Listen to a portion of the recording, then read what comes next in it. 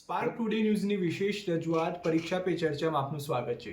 આજે પરીક્ષા પે ચર્ચામાં આપણી સાથે જે પંચમહાલ જિલ્લાના શિક્ષણ અધિકારી કિરીટ પટેલ તેઓની સાથે સીધી વાતચીત કરીશું। સર, સૌ પ્રથમ તો આપનું સ્પાર્ક ટુડે ન્યૂઝમાં સ્વાગત છે। સર, શું કહેશો, પરીક્ષા શબ્દ આવતાની સાથે જ વિદ્યાર્થીઓમાં કેમ ડરનો માહોલ હોય છે, શું કારણ? જનરલી આમ તો કહી શકાય કે આમ તો સમગ્ર વર્ષ દરમિયાન બાળક અભ્યાસ કરતું હોય છે, તેમ છતાં એ પ્રથમ અને દ્વિતીય પરીક્ષા પણ આપે છે।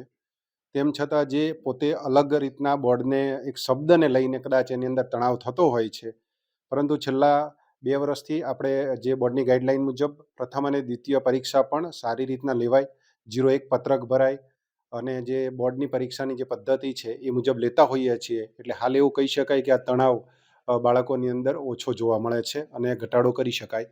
જનરલી આ બાબતે પણ અમે અત્રેની કચેરી તરફથી અમારા જિલ્લાની અંદર પ્રાર્થનાની અંદર સંવાદ તરીકે જે મનોવૈજ્ઞાનિકો છે આ બાબતે પણ અમે એમને માર્ગદર્શિકા જાહેર કરીને અને આ તણાવ ઘટાડી શકાય અને સારી રીતના પોતે તણાવ મુક્ત રહીને પરીક્ષા આપે એ માટે દરેક શાળાઓને અને દરેક શિક્ષકોને અને બાળકો સુધી આ મેસેજ પહોંચતો કરેલો છે। વિદ્યાર્થીઓને કોઈ પણ પ્રકારની અગવડતા ન ઊભી થાય તેને લઈ કયા પ્રકારની તૈયારીઓ ચાલી રહી છે હાલ પરીક્ષાને લઈ? હાલ દરેક પરીક્ષા કેન્દ્રોની રિસિપ્ટ જનરેટ થઈ ગઈ છે, તો દરેક બાળકને એ કેન્દ્રથી માહિતગાર કરવામાં આવી રહ્યા છે। અમે અત્રેની કચેરી તરફથી 100 અને 108 નંબરની આકસ્મિક સંજોગોમાં સેવા લેવા માટે પરિપત્રિત કરેલ છે। સાથે સાથે જે બાળકો એસટી બસ દ્વારા અહીં અત્રે પહોંચવાના છે પોતાના કેન્દ્ર ઉપર, તો અમે એ કયા રૂટથી ક્યાં સુધી જવાના છે આવા બાળકોની વિગત પણ મેળવેલી છે, જે અમને અંદાજિત 12,437 જેવા બાળકોની વિગત મળેલી છે, જે અમે એસટી વિભાગ સાથે પણ શેર કરી છે।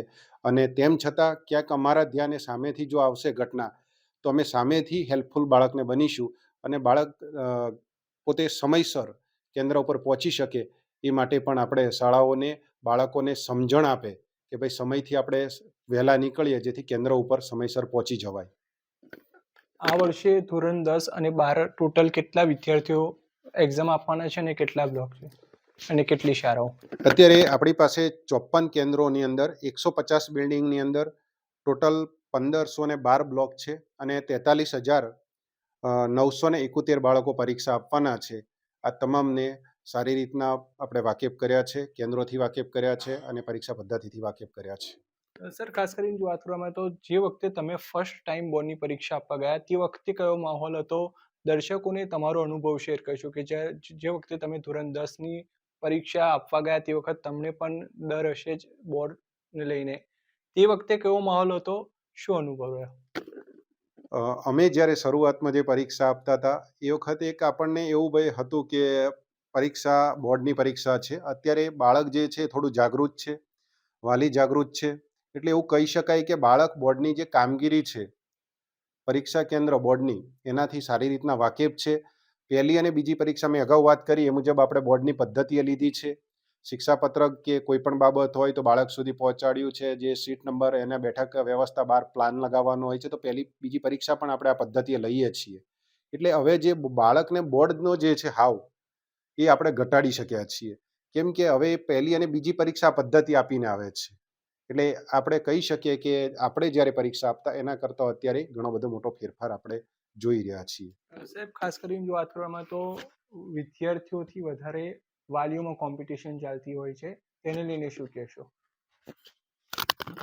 વાલીઓમાં તો ખાસ કરીને આવી કોમ્પિટિશન ઓછી હોય, કદાચ હોઈ શકે તો કે મારું બાળક વધારે ટકા લાવે, બીજા કરતો આગળ નીકળે, પણ એક જે કહી શકાય કે બાળક પણ એ પોતે જે એની ટકાવારી લાવવાની એની પોતાની મર્યાદા કહી શકીએ, કાં તો એની જે સમજ શક્તિ છે એ મુજબ લાવતા હોઈએ છીએ। એટલે વાલીઓને પણ અમે વાલી મિટિંગ જ્યારે કરતા હોઈએ ત્યારે આ વસ્તુ સ્વીકારી અને પોતે બાળકને સારી રીતના બાળકની સામે નહીં પણ સાથે ઊભો રહે એ ભાવ અમે આપતા હોઈએ છીએ। સાહેબ, છેલ્લો સવાલ, પંચમહાલ જિલ્લાના વિદ્યાર્થીઓ તેમજ વાલીઓને શું સંદેશ રહેશે આપનો? અમારી પંચમહાલ જિલ્લા શિક્ષણાધિકારીની કચેરી તરફથી તમામ બાળકોને અમે શુભકામના પાઠવીએ છીએ।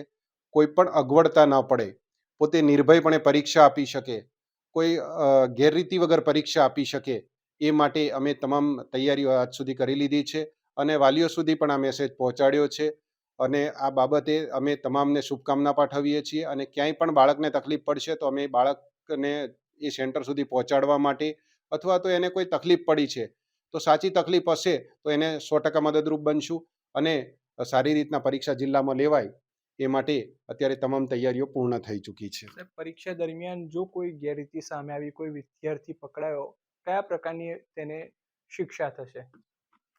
બોર્ડની પરીક્ષામાં જો ગેરરીતિ ધ્યાને આવતી હોય છે તો જે પ્રકારની ગેરરીતિ હોય એ મુજબ શિક્ષા કોષ્ટક મુજબ આપણે કાર્યવાહી કરવાની થાય છે અને જે ગેરરીતિનો કેસ એક ખંડ નિરીક્ષકે નોંધાવવાનો હોય છે, એટલે એ મુજબ આપણે જ્યારે કેસ આવતા હોય ત્યારે આગળની કાર્યવાહી કરતા હોઈએ છીએ. ચોક્કસ ત્યાં હતા પંચમહાલ જિલ્લાના શિક્ષણ અધિકારી કિરીટ પટેલ. તેઓએ તમામ વાત કરવામાં આવે તેમની સાથે ચર્ચા આપણે કરી, તેમાં પંચમહાલ જિલ્લાના કોઈ પણ વિદ્યાર્થીઓને કોઈ પણ પ્રકારની અગવડતા ન પડે તેને લઈ તમામ પ્રકારની તૈયારીઓ કરી દેવામાં આવી છે. આમિર ભગત, સ્પાર્ક ટુડે ન્યૂઝ, ગોધરા.